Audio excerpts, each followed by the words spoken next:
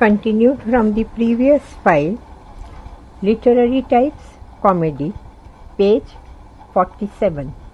Touchstone's ironical description of the advantages and disadvantages of the pastoral life and court life, or Ben Jonson's satirical humor in the presentation of jealous Kitely, or the bargain scene in Congreve's The Way of the World, or the ridiculing of Mrs. Hardcastle's fondness for fashion in She Stoops to Conquer, or Shaw's irony and humor in the exposure of the shallowness of romantic love in Arms and the Men, are a mixture of fun, wit, and humor which have an intellectual appeal, but they also appeal to the heart.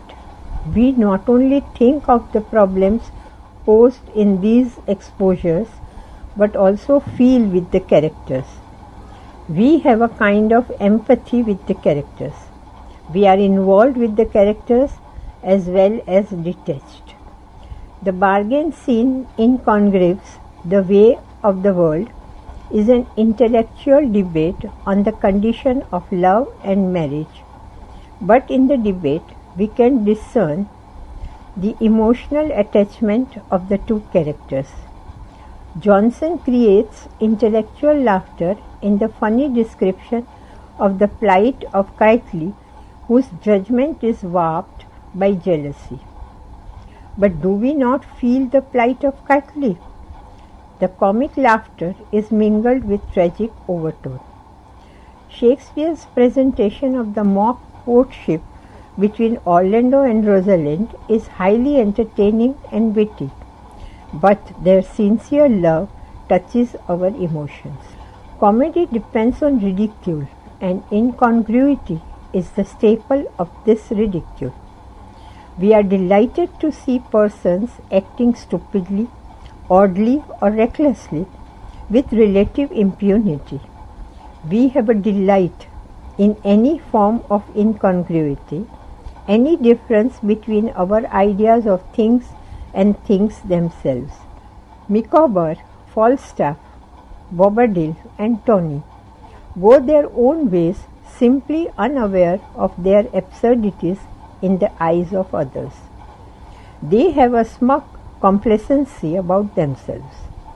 They make us happy and at ease because they are happy and at ease. Humor enables us to escape for a time from the strain of living. Meredith's assertion that the test of true comedy is that it shall awaken thoughtful laughter places a restriction upon comedy. A comedian may find human life or a part of it amusing or absurd. He may mock or ridicule the spectacle. He may seek to correct or reform it. As readers, we laugh when we perceive that the relationship of any one to himself, to society, and its conventions is very different from our own or from what we pretend is true for ourselves. We may laugh at a comic character because of his contradictions in detachment or scorn, but we feel somehow allied with him and laugh with him, recognizing human feelings. A fusion of sympathy and laughter is possibly the most pervasive kind of in comedy, in which there is a union between the mocker and the mocked, and in which art holds the mirror, however exaggerated, upon our natures. Page 48. Next topic, the novel. Question 24. The novelist, unlike the simple storyteller, is interested in character and motive as well as in mere events. Answer. It is said that modern novels which are experimental are more interested in characters than in events. Somerset Maugham says that the anti-novelist, quote, considered the telling of a story for its own sake as a debased form of fiction, unquote. That seems strange to me, Since the desire to listen to stories appears to be as deeply rooted in the human animal as the sense of property. In modern novels, there is more and more stress on psychological studies, but storytelling is basic to the fictional art. Even in such psychological novels as Henry James's The Ambassadors and Virginia Woolf's Mrs. Dalloway, we can trace the line of a plot. However, the novelists often state moral or social problems, as in Hardy's Tess Durabilis or Huxley's The Brave New World, or express some kind of poetic feeling rather than tell a story.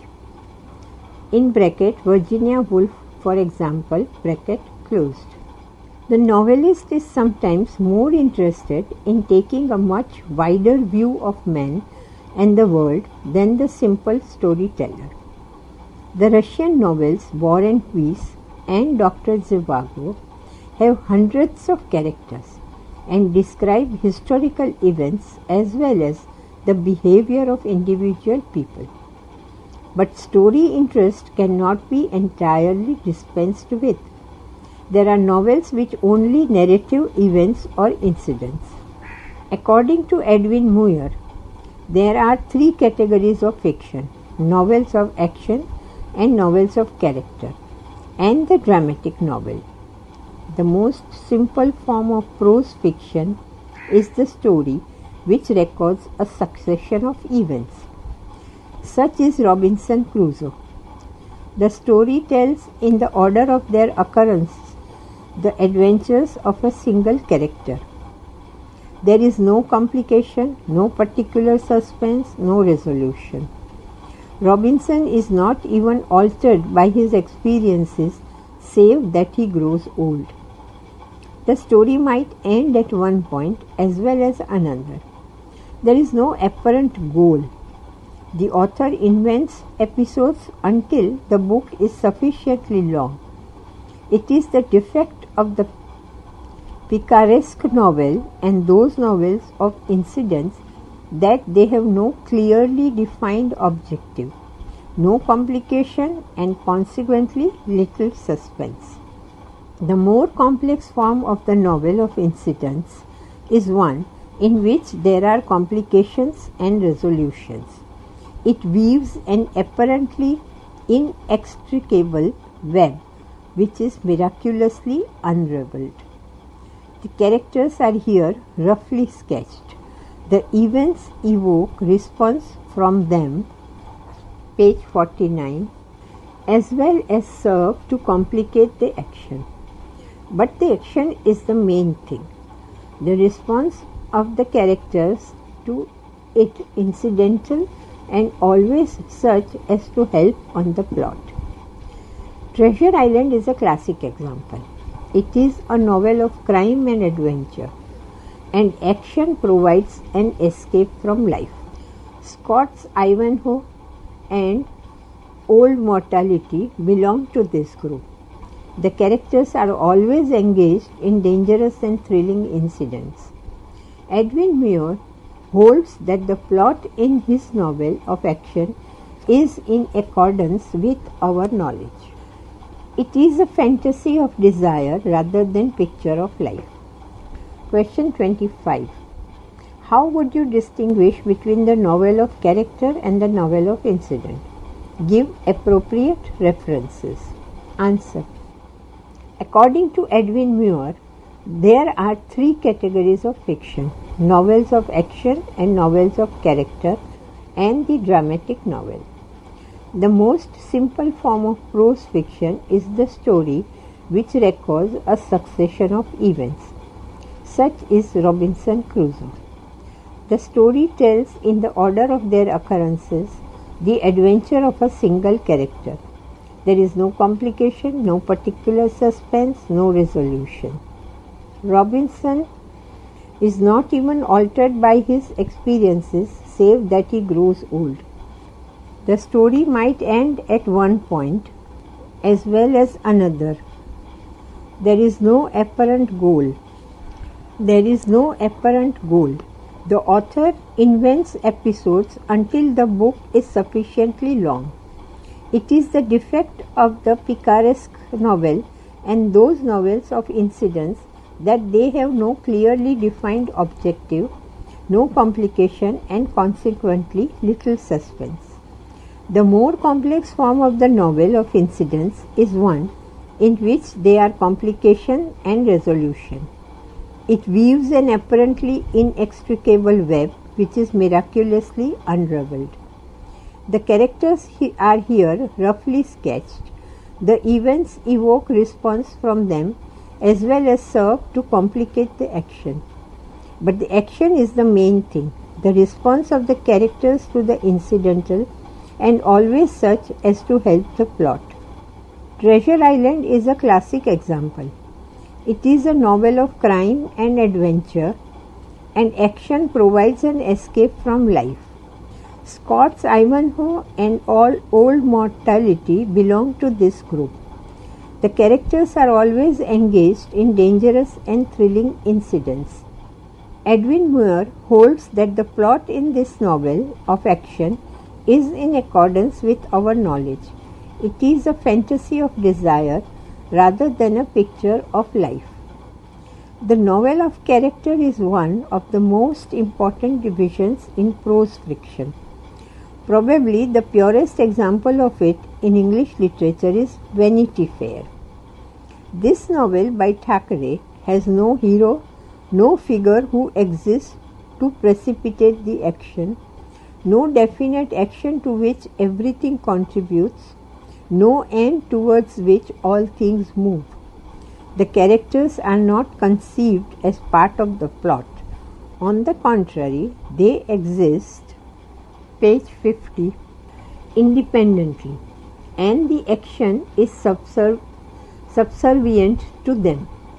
In the novel of action, particular events have specific consequences. Here the situations are typical or general and designed primarily to tell us more about the characters or introduce new characters. In novels of characters, the characters are more or less static. They are unchangeable and complete from the beginning. As in the novel of action, the characters are designed to fit the plot. Here the plot is improvised to elucidate the characters. In Treasure Island, the characters are general. The plot is specific. In Vanity Fair, the characters are specific. The situations are general. These categories are, however, confused in many novels. There are novels which strike a compromise between these two types. In such novels as Roderick Random, Tom Jones, Old Mortality, Martin Chuzzlewit, there is a good deal of action, and on the other hand, there are numerous successful characters who are really independent of the main action. Their responses are typical rather than useful. The real aim of this form is obviously to provide a number of situations for satirical, humorous, and critical delineations. In Tom Jones, the incidents are accurately timed. They come in just where they should to suit scheme of the book, but they are never inevitable. We do not see in them the logic of action, but an exquisitely orderly mind arranging everything for its own purpose. Scott's novels are also a compromise between the novel of action and the novel of characters. He is a fine novelist of action and a great portrayer of characters. There are characters who are supernumerary, and the chief interest of the novel is concentrated on them. The action has almost always an artificial origin. Dickens's novels are also marked by artificiality of plot. In Martin Chuzzlewit, we have one great creation, Pecksniff, and a host of delightful figures. But the action belongs to the cruder and more improbable kind of mystery story. Dickens's plots were primarily intended to keep up the reader's interest from installment to installment of a serial. His object was to bring in characters and set them going. Such characters as Micawber and Uriah Heep are united to the action. Because of serial publications, such episodes as Emil Stelforth and Dr. Strong Malden and Strong have been lengthened. These are cases of overplotting. Henry James dismisses the distinction between the novel of character and the novel of incidents as arbitrary and inadequate. According to him, there are bad novels and good novels. Page 51. As there are bad pictures and good pictures. He says, quote, "What is character but the determination of incident? What is incident but the illustration of character? What is a picture or a novel that is not of character? What else do you seek in it and find in it?" Unquote. Question 26. Discuss the narrative techniques that a novelist may use analyzing any one novel which seems to you to provide an illustration of the interesting narrative method. Answer. Percy Lubbock, in his Craft of Fiction, emphasizes the importance of narrative method of fiction. The whole intricate question of method in the craft of fiction I take to be governed by the question of the point of view, the question of the relation in which the narrator stands to the story. Unquote. Thus, the narrative technique in the novel is related to the point of view adopted by the writer in the story. The different methods of telling the story describe the different points of view. There are a number of ways of describing the possible points of view which are open to the writer of fiction. Generally, there are three methods of the story: the direct or epic, the narrative technique is that of the third person, the autobiographical, the narrative technique is that of the first person, and the epistolary method. Third person narrative technique. The narrative or epic method is the most common way of telling the story and has the advantage of flexibility because of the author's assumed omniscience. Fielding assumes the point of view of the omniscient author. The author knows all the characters and is endowed with godlike vision of their motives and reactions. The writer analyzes the characters and makes comments and observations on social and historical events. He thus guides the reader's responses to the happenings in the novel. Victorian novelists like Thackeray and George Eliot have carried this technique to the extreme point, and in many of their asides and digressions have made serious discourses on subjects which have no bearing on the story. In Adam Bede, Eliot stops the course of the narration and discusses her view on the function of art. Thackeray's gossips, his asides, and his talk of puppets in Vanity Fair are sometimes irritating. There is, however, heartiness and gusto in Fielding's comment and gossip. The method accommodates searching analysis of spiritual conflict as well as the depiction of large historical and social events. Wayne Booth, in his Rhetoric of Fiction, points out that authorial intrusions in Tom Jones provide a kind of subplot. The digression may be creative. Page 52. The commentaries may be followed by indirect method.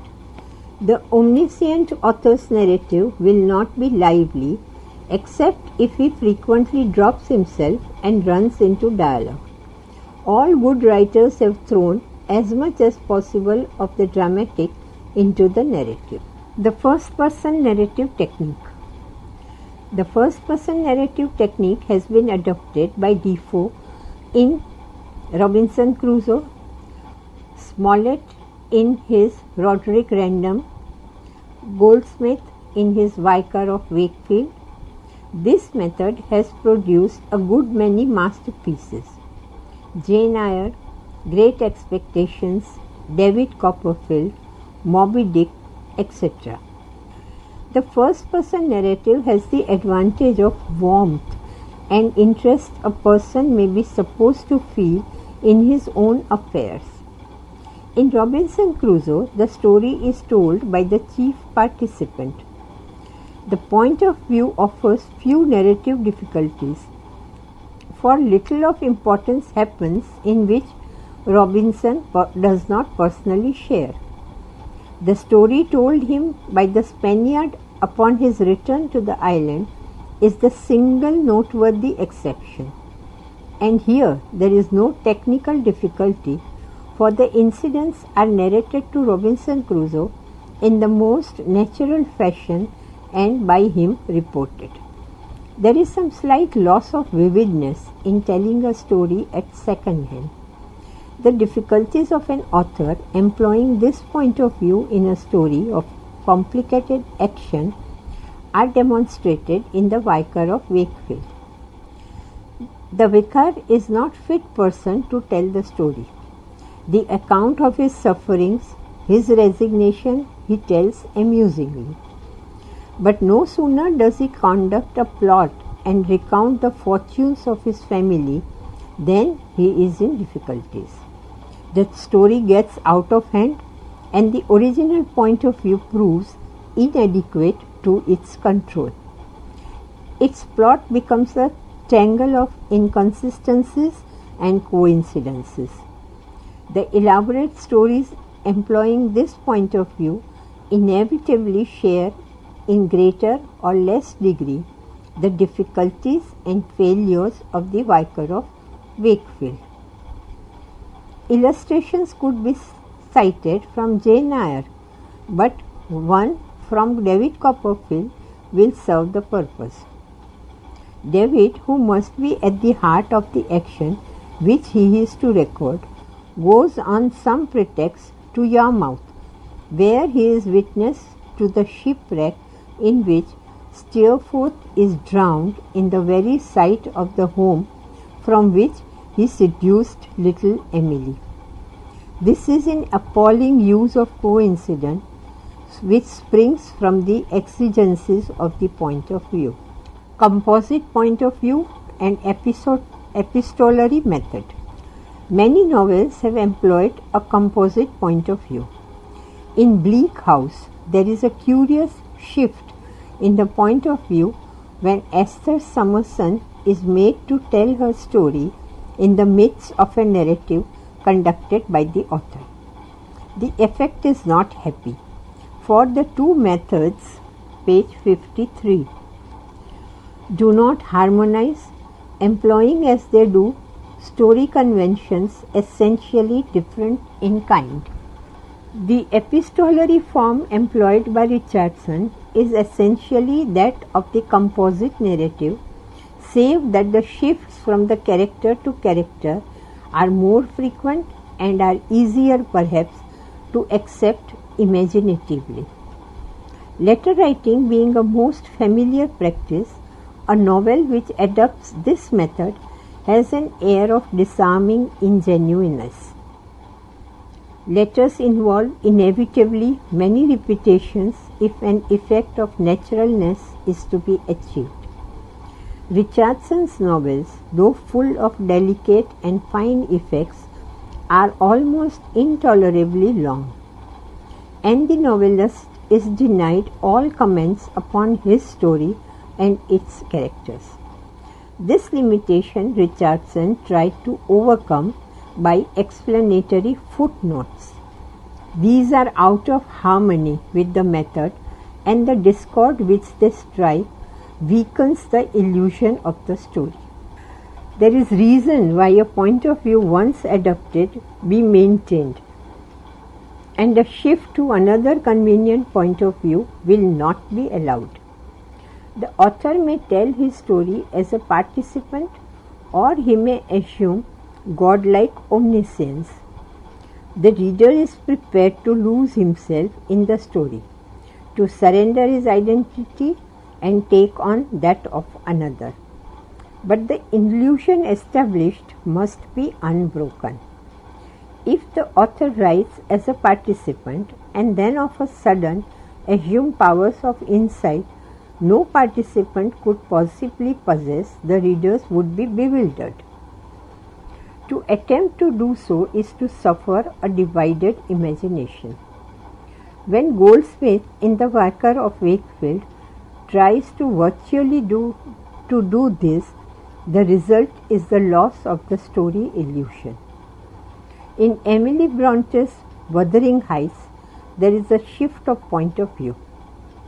The story is told from the point of view of Lockwood in the early chapters, and then from the point of view of Nellie Dean. But there is no violation of illusion. Conrad, in his Lord Jim, adopts a new technique of telling his story. There is a straight narrative by the author up to 4 chapters. From the entrance of Marlowe in chapter 4, the sequence becomes that of the associations and digressions in Marlowe's mind. The chronological pattern in the development of plot and growth of characters is abundant. Events are not related in the order of occurrence, but as they are ascertained by the curious questioner. The time sequence is therefore completely oblique.